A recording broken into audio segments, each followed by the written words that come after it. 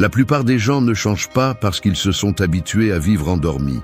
Ils répètent des routines qu'ils n'ont jamais choisies, se réveillent sans but, mangent par anxiété, s'épuisent sans avoir rien fait et abandonnent, même avant d'essayer. Et ensuite, ils se demandent pourquoi leur vie semble vide, pourquoi ils portent une frustration qui ne disparaît pas, même s'ils se remplissent de bruit, de distractions ou d'excuses.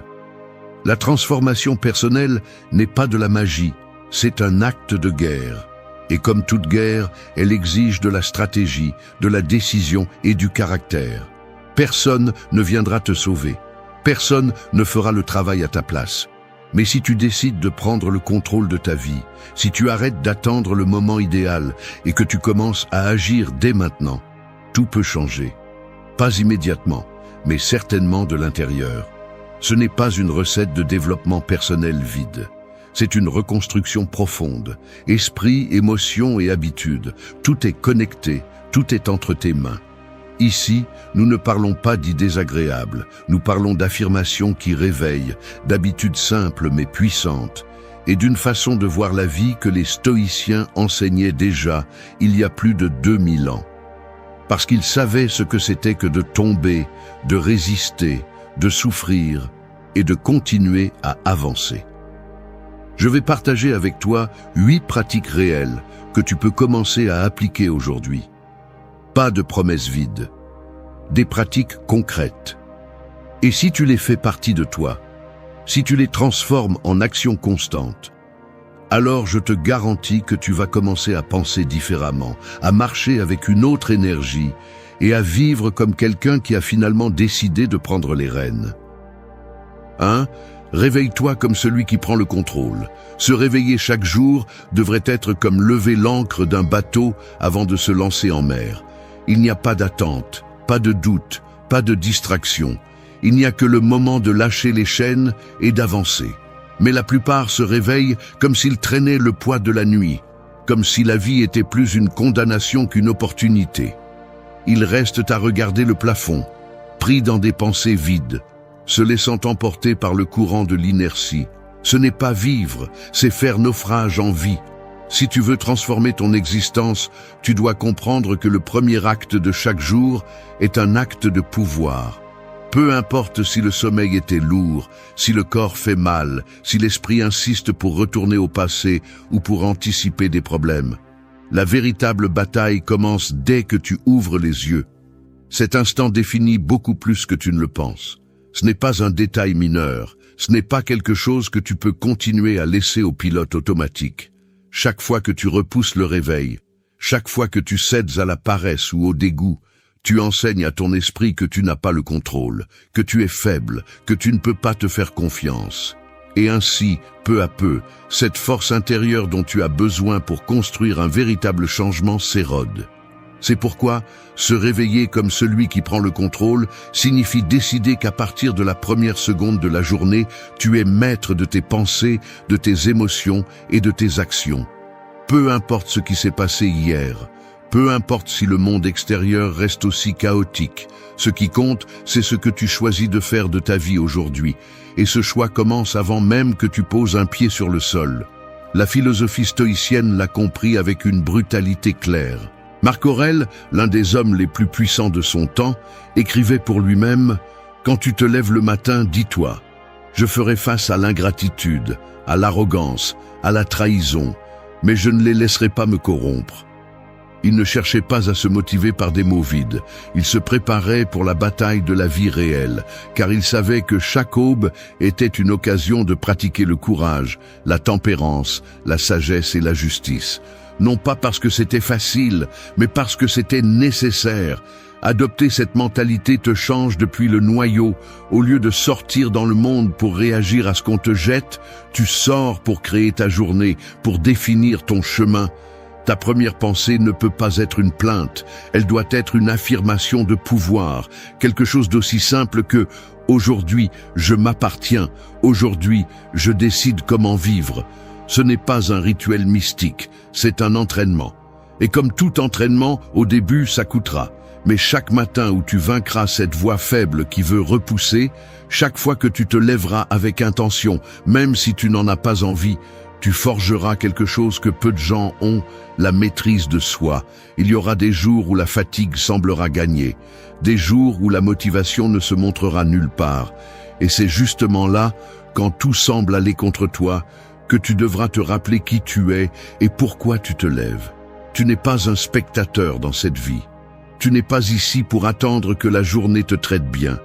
Tu es ici pour prendre les rênes, pour t'imposer, pour construire même si ça fait mal. Se réveiller comme celui qui prend le contrôle n'est pas un acte romantique, c'est un acte de rébellion. C'est dire à la vie, aujourd'hui tu ne me traînes pas, aujourd'hui tu ne me perds pas, aujourd'hui je décide. Et quand tu le fais jour après jour, sans excuse, sans négociation avec ton côté faible, alors oui, quelque chose commence vraiment à changer. Ton esprit te respecte, ton corps répond, et la vie, bien qu'elle continue à te lancer des défis, commence à céder devant ta volonté inébranlable. 2. Salue la journée avec la poitrine ouverte. Chaque matin est comme entrer dans un champ de bataille invisible. Tu ne vois pas les flèches, tu n'entends pas les tambours de guerre, mais ils sont là. Les soucis, les critiques, les peurs, les nouvelles, les frustrations des autres, tout fait partie du terrain que tu vas fouler. Si tu sors voûté, craintif, attendant de voir ce qui va se passer, la journée t'écrasera sans pitié. Mais si tu sors avec la poitrine ouverte, ferme, comme celui qui sait qu'aucun coup ne le fera fléchir, alors c'est le jour qui devra s'adapter à toi, pas l'inverse. La posture n'est pas un détail physique, c'est une déclaration d'intention. Dès l'instant où tu te lèves et ouvres la poitrine, tu dis au monde et à toi-même que tu ne seras pas une victime de plus. Tu choisis de t'exposer, de te montrer, de faire face à tout sans te cacher. Ce n'est pas un acte superficiel. C'est un geste de courage qui transforme ton énergie interne. Le corps et l'esprit sont connectés de manière plus profonde que nous le pensons. Si tu marches recroquevillé, enchaîné à la peur, ton esprit cherchera des raisons pour confirmer cette faiblesse. Si tu marches droit, en respirant profondément, en laissant l'air t'élargir de l'intérieur, alors ton esprit commencera à travailler pour soutenir cette force. Les stoïciens l'ont compris. Nous ne pouvons pas contrôler ce qui nous arrive, mais nous pouvons contrôler comment nous y faisons face. Et cela commence par l'attitude interne avec laquelle tu salues la journée. Non pas avec ressentiment ou plainte, mais avec un courage qui n'a pas besoin de crier pour se faire remarquer. Saluer la journée avec la poitrine ouverte ne signifie pas ignorer les difficultés ni prétendre que tout va bien. Cela signifie regarder tout en face, sans fioriture, sans mensonge, et pourtant décider que tu vas avancer, que tu vas rester debout, même quand tout invite à tomber. Il y a quelque chose de puissant à commencer la journée avec cette mentalité. Cela te permet de te rappeler que tu n'es pas à la merci des imprévus, que ta paix ne dépend pas de la façon dont le monde s'est réveillé, mais de la façon dont tu t'es réveillé. Chaque respiration profonde, chaque pas ferme que tu fais dès le début de la journée est une affirmation silencieuse que tu es prêt à vivre de manière consciente. Et vivre consciemment n'est pas facile. Cela implique de porter tes responsabilités, d'affronter tes peurs, de soutenir tes décisions même si personne d'autre ne les comprend. Quand le premier réflexe du matin sera de regarder ton téléphone, de vérifier les réseaux sociaux, de te perdre dans des stimuli vides, rappelle-toi cette image. Toi au milieu du champ de bataille, avec la poitrine ouverte, respirant profondément, prêt non pas à recevoir des ordres, mais à dicter le rythme de ta vie. Tous les jours ne seront pas glorieux. Il y aura des moments où l'air semblera plus lourd, où la tentation de te recroqueviller sera presque irrésistible. Mais c'est justement là, à ce croisement entre la reddition et la fermeté, que se forgent ceux qui changent leur destin. Personne ne va construire ton courage pour toi. Personne ne va porter ton poids. Personne ne peut respirer pour toi. Saluer la journée avec la poitrine ouverte est un acte d'affirmation quotidienne, une façon de se rappeler que même si tu ne contrôles pas tout ce qui arrive, tu décides de l'attitude avec laquelle tu le reçois. Et cette attitude, petit à petit, façonne ton destin. Ne cherche pas de garantie que tout ira bien. Ne cherche pas le confort éternel. Cherche la force interne de celui qui sait qu'il peut résister et avancer, même lorsque la journée lui lance des pierres au lieu de fleurs. Cette force ne se donne pas. Elle se construit. Et elle commence chaque matin dans ce moment simple et brutal où tu choisis comment tu vas affronter tout cela. 3. Parle la langue de l'abondance. Chaque mot qui sort de ta bouche est comme une graine jetée au sol. Certaines tombent sur un sol fertile, d'autres sur un terrain aride, mais toutes, absolument toutes, créent le paysage de ta vie. La plupart des gens sèment la pénurie sans s'en rendre compte. Ils se lèvent en disant « je ne peux pas, c'est difficile, c'est la vie » et chaque phrase est un ordre direct que leur esprit obéit. Parler la langue de l'abondance ne signifie pas répéter des phrases de motivation vides, c'est reconfigurer la façon dont tu interprètes et projettes ta réalité. Le langage façonne la perception, et la perception dirige l'action. Si tu répètes que tu n'as pas de chance, ton cerveau cessera de chercher des opportunités. Si tu répètes que tout va mal, ton attention se concentrera uniquement sur ce qui ne va pas. Mais si tu entraînes ton esprit à reconnaître ce qui est là, ce que tu peux faire, ce que tu construis, alors le monde commence à s'ouvrir devant toi. Non pas parce qu'il change magiquement, mais parce que ton focus change. Et avec lui, ta façon d'agir. Les stoïciens ne parlaient pas d'abondance comme nous l'entendons aujourd'hui, mais ils insistaient pour cultiver une attitude intérieure qui ne dépend pas de l'extérieur. Épictète disait que ce n'est pas ce qui t'arrive, mais comment tu l'interprètes, qui détermine ta vie. Et l'interprétation commence toujours par le langage. Tu ne peux pas espérer une vie riche si tu te parles comme quelqu'un qui manque de confiance, de vision, de force intérieure. Parler la langue de l'abondance, c'est affirmer clairement ce que tu es capable de faire, même quand tu n'as pas encore de preuves externes. C'est regarder ton présent et au lieu de dire « ça ne sert à rien », choisir de dire « c'est une partie du processus ». C'est arrêter d'utiliser des mots qui te diminuent, qui te réduisent, qui te sabotent de l'intérieur. Parce que chaque phrase que tu répètes sans réfléchir devient une croyance, et chaque croyance définit tes décisions. L'abondance ne se voit pas toujours dans le portefeuille. Souvent, elle commence dans la poitrine. C'est le sentiment que, malgré tout, tu as ce qu'il faut pour avancer. C'est reconnaître que tu peux construire quelque chose de différent avec ce que tu as aujourd'hui. Mais si tu parles à partir de la plainte, de la pénurie émotionnelle, du « je ne peux pas », tu finis par t'enfermer dans une prison de ton propre langage. Ta voix a du poids, même quand personne n'écoute. C'est pourquoi il est si important de faire attention à la façon dont tu te parles, aux mots que tu choisis pour décrire ta journée, tes objectifs, tes erreurs. Il ne s'agit pas de te mentir ou d'ignorer les problèmes, mais d'utiliser un langage qui te pousse à les résoudre plutôt qu'à t'y enfoncer. Dire « cela m'apprend quelque chose » est très différent de dire « cela m'arrive toujours ». L'un te renforce, l'autre te affaiblit. L'un te fait bouger, l'autre t'enferme. Quand tu apprends à parler à partir de la responsabilité, de la possibilité, de la détermination, tu deviens une personne avec un pouvoir interne difficile à briser. Et oui, il y aura des jours où une plainte ou un doute sortira de ta bouche. Mais c'est là que l'entraînement se fait sentir. Non pas en évitant de tomber, mais en te relevant rapidement, en corrigeant le cap, en transformant ton langage avant qu'il ne devienne une habitude. Parler la langue de l'abondance, c'est comprendre que ce que tu dis ne décrit pas seulement ton monde, il le crée. C'est arrêter d'attendre que les choses s'améliorent pour parler avec force, et commencer à parler avec force pour que les choses s'améliorent. C'est une décision quotidienne, parfois difficile, mais profondément libératrice. Et celui qui la pratique petit à petit cesse de survivre et commence vraiment à vivre. 4. Brise les chaînes de la peur. La peur est comme une ombre qui apprend à marcher avec toi.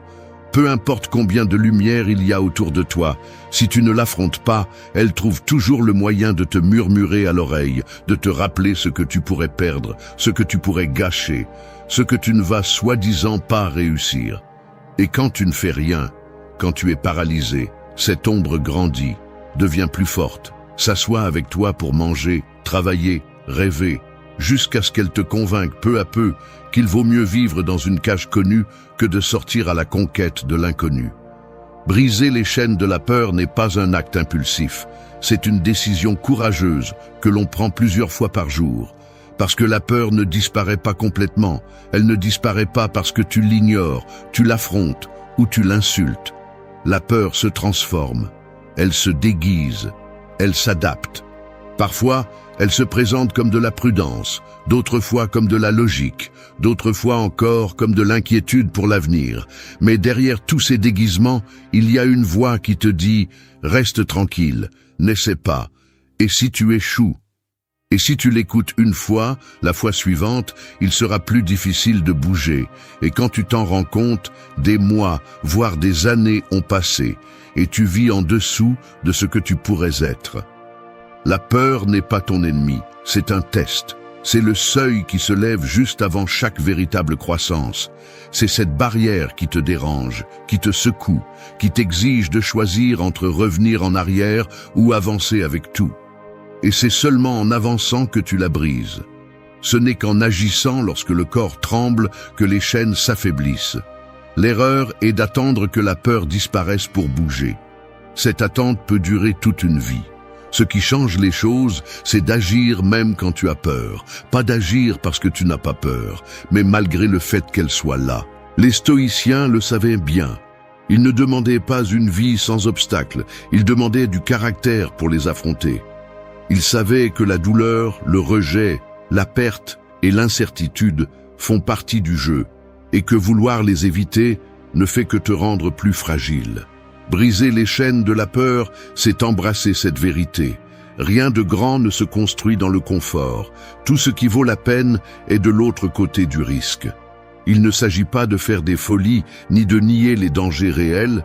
Il s'agit de regarder tes excuses en face et d'arrêter de te cacher derrière elles. Combien de fois as-tu dit que ce n'est pas le moment, que tu n'es pas encore prêt, que peut-être plus tard? Et combien de ces fois c'était juste de la peur déguisée en logique? La peur te murmure qu'elle te protège, mais en réalité, elle ne fait que te limiter. Et chaque jour où tu l'écoutes est un jour de plus où tu repousses la vie que tu pourrais vivre. La liberté personnelle ne se trouve pas, elle se conquiert.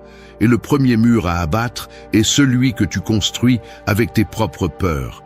Peu importe si tu trembles en le faisant, peu importe si ta voix tremble ou si ton cœur bat la chamade, ce qui compte, c'est que tu fasses le premier pas. Un seul, puis un autre, puis encore un autre. Chaque petit acte de bravoure est un coup porté aux chaînes, et même si tu ne le remarques pas au début, il arrive un moment où elle se brise, et tu te rends compte que la porte a toujours été ouverte, mais que tu n'osais pas la franchir. Briser les chaînes de la peur, c'est reprendre ton pouvoir. C'est arrêter de négocier avec ton côté faible. C'est dire à la peur, tu peux venir, mais tu ne vas pas décider pour moi. Et quand cela devient ta façon de vivre, tout change. Parce que tu ne fuis plus, tu avances. 5. Crois comme si tu l'avais déjà accompli. Croire en toi-même est comme construire un pont dans le brouillard. Tu ne vois pas l'autre côté clairement, mais à chaque pas ferme, ce pont prend forme. Et l'erreur la plus courante est de rester à attendre que la certitude apparaisse, le signal parfait, la validation externe, comme si quelqu'un d'autre devait autoriser ton avancement. La vérité est que si tu ne crois pas avant de voir les résultats, tu n'arriveras jamais à les obtenir. Parce que la confiance ne se gagne pas avec des preuves externes. Elle se construit de l'intérieur, avec discipline, avec courage, avec une vision que personne d'autre n'a besoin de comprendre. Croire comme si tu l'avais déjà accompli ne signifie pas vivre dans un fantasme. Ce n'est pas te mentir ni te vendre de la fumée. C'est adopter une mentalité où tes actions, tes mots et ton attitude reflètent la détermination, même si tu n'as pas encore les trophées que d'autres considèrent comme preuve de succès. Parce que si tu attends d'avoir les résultats pour commencer à te sentir capable, tu arrives en retard. La véritable transformation se produit lorsque tu agis à partir d'une identité future, pas à partir de tes limitations actuelles. Si tu veux accomplir quelque chose de grand, tu dois commencer à te comporter comme la personne qui l'a déjà fait, pas comme celle qui doute tout le temps. Les stoïciens parlaient de vivre avec vertu, pas avec des attentes. Pour eux, la valeur d'une personne n'était pas dans ce qu'elle possédait, mais dans sa façon de penser, de parler, d'agir face aux épreuves.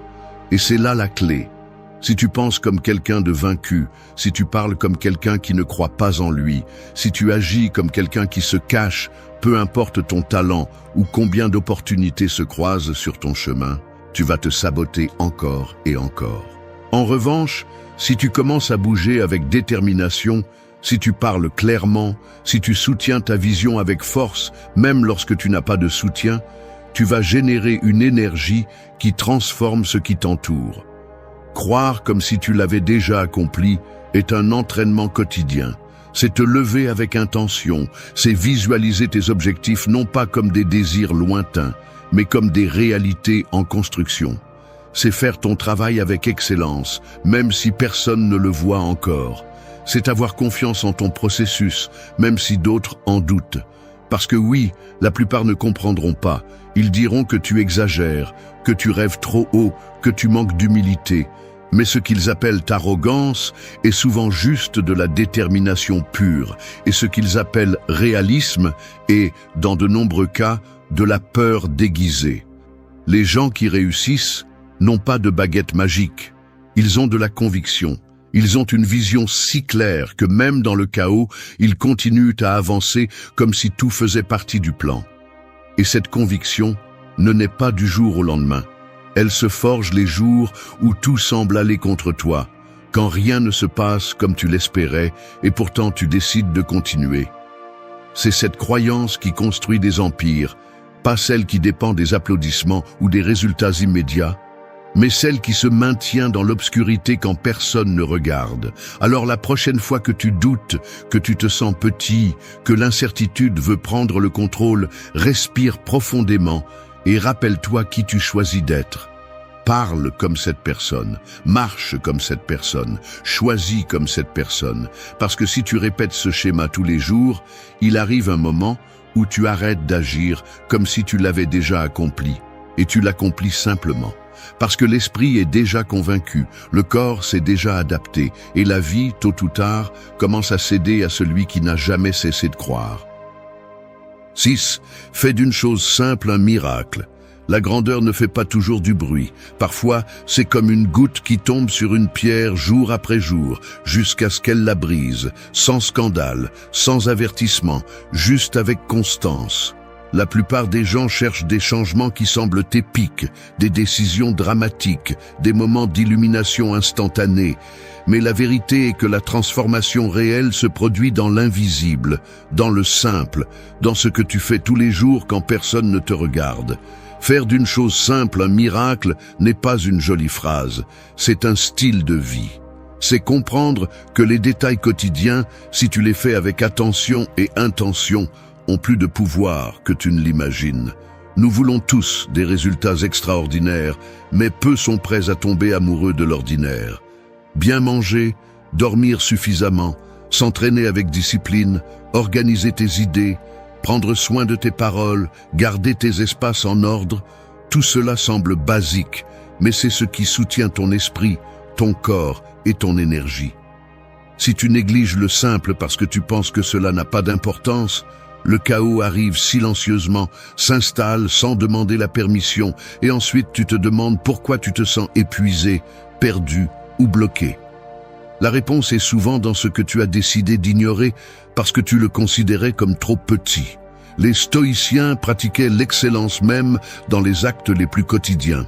Ils n'avaient pas besoin de grands scénarios pour démontrer leur caractère. Leur véritable vertu résidait dans leur réaction face à l'ordinaire, comment ils répondaient à la douleur, à la routine, aux devoirs quotidiens.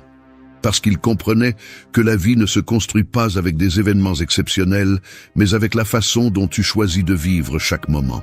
Si tu fais ton lit avec présence, si tu respires profondément avant de réagir, Si tu cuisines comme si ton énergie dépendait de ce plat, tu entraînes ton âme.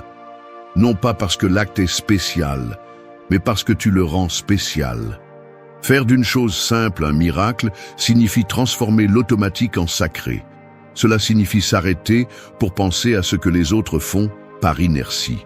C'est écrire avec clarté, écouter avec attention, remercier sans besoin de spectacle. C'est choisir la qualité avant la quantité dans tes paroles, dans tes relations, dans ton temps. Tu n'as pas besoin de faire plus, tu as besoin de faire mieux. Tu as besoin d'être plus présent, plus conscient, plus engagé dans ce que tu fais, même si cela semble insignifiant. Parce que si tu n'es pas capable de prendre soin du petit, tu n'es pas prêt à soutenir le grand. Et oui, il y a des jours où cela te semblera ennuyeux, répétitif, sans sens. Des jours où ton esprit voudra te convaincre que tu as besoin de quelque chose de plus excitant, de plus intense, de plus grandiose. Mais c'est là que se définit ton chemin. Parce que celui qui s'entraîne dans le simple construit une base indestructible. Le chaos externe pourra frapper fort, mais tu sauras que tu as une structure solide, parce que tu as investi du temps, de l'énergie et du respect dans ce que les autres sous-estiment. N'attends pas d'avoir une vie parfaite pour vivre en profondeur. Utilise ce que tu as. Fais ce que tu peux. Mais fais-le avec excellence. Cette tasse de café en silence peut être un moment de paix.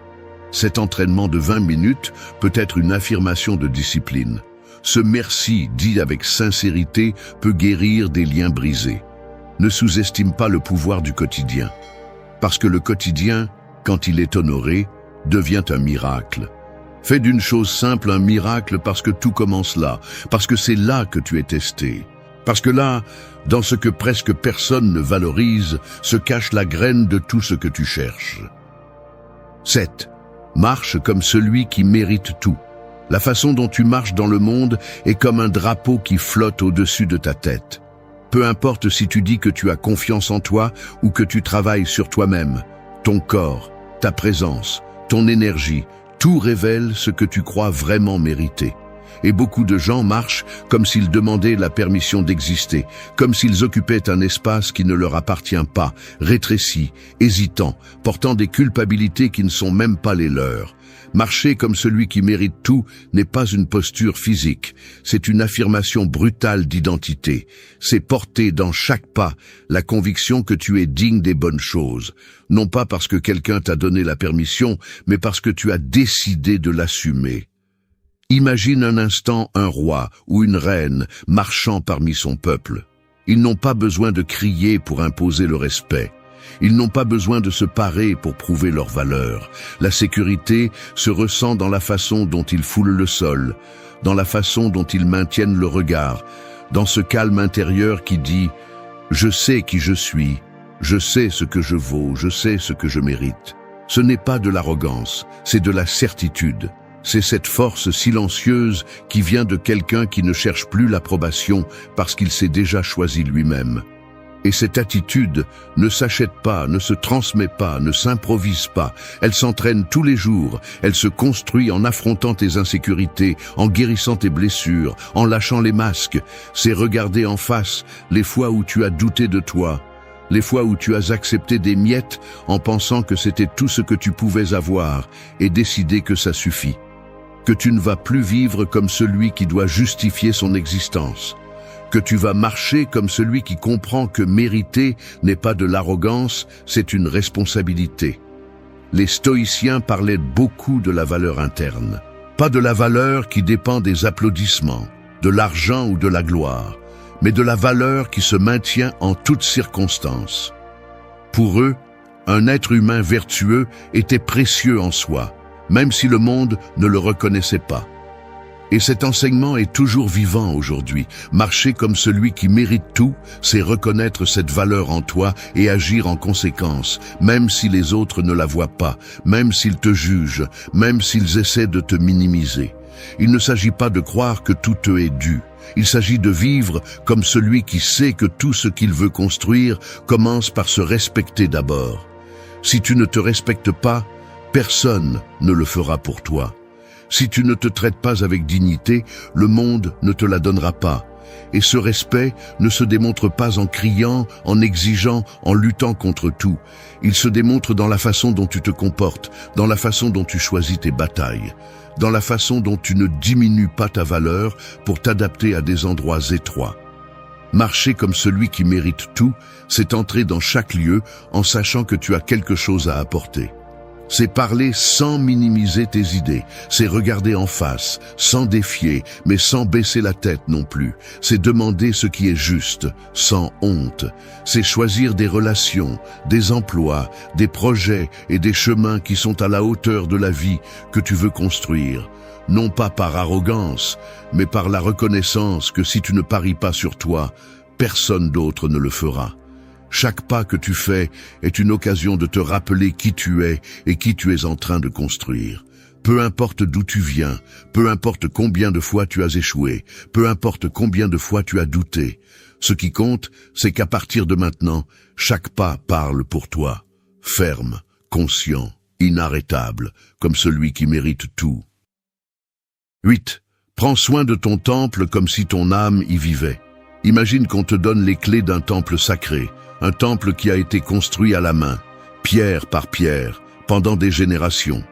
Chaque coin sculpté avec effort, chaque mur élevé avec un but. Maintenant, imagine qu'on te dise que ce temple ne peut pas être remplacé, que si tu le détruis, il n'y aura aucun moyen d'en construire un autre pareil. C'est ton corps, c'est ton esprit, c'est ton espace intérieur.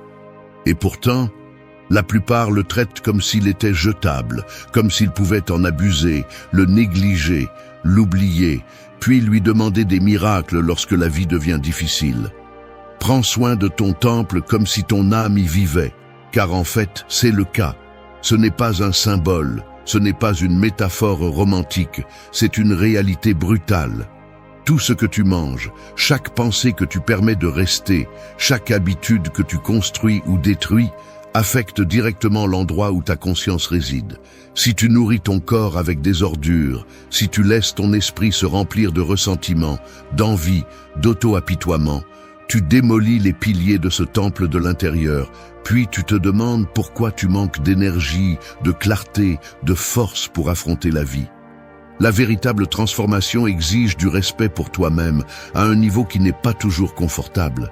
Il ne s'agit pas de vivre obsédé, il s'agit de comprendre que ton véhicule physique, ton outil mental, tes émotions sont des ressources finies et que chaque jour, tu décides si tu les renforces ou les épuises.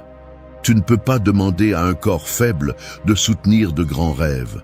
Tu ne peux pas demander à un esprit contaminé de construire des réalités puissantes. Tout commence par l'intérieur et les soins quotidiens ne sont pas négociables. Les stoïciens insistaient sur l'importance de se gouverner soi-même avant d'essayer de gouverner quoi que ce soit d'autre. Et une partie de ce gouvernement interne est de prendre soin de ce que tu permets d'entrer dans ton système, ce que tu consommes dans tous les sens, ce qui nourrit ou empoisonne ta vitalité. Prendre soin de toi n'est pas un acte de vanité, c'est un acte de survie consciente. C'est te préparer à résister aux assauts inévitables de la vie avec la plus grande force possible. Personne ne le fera pour toi. Personne ne te forcera à choisir ce qui te nourrit plutôt que ce qui te détruit. Cette responsabilité est la tienne et la décision se prend tous les jours, pas une seule fois. Chaque repas, chaque repos, chaque livre que tu choisis de lire ou d'ignorer, chaque conversation que tu acceptes ou rejettes, chaque entraînement que tu fais ou remets à plus tard est une brique de plus dans la construction ou la destruction de ton temple. Alors, regarde-toi avec le même respect que tu aurais pour quelque chose de sacré. Non pas parce que tu es parfait, mais parce que tu es unique. Non pas parce que tu ne peux pas faire d'erreur, mais parce que chaque erreur que tu corriges te rend plus fort. Prends soin de ton temple comme si ton âme y vivait, car vivre n'est pas seulement respirer. Vivre, c'est honorer l'endroit qui t'a été donné pour exister, apprendre et transcender.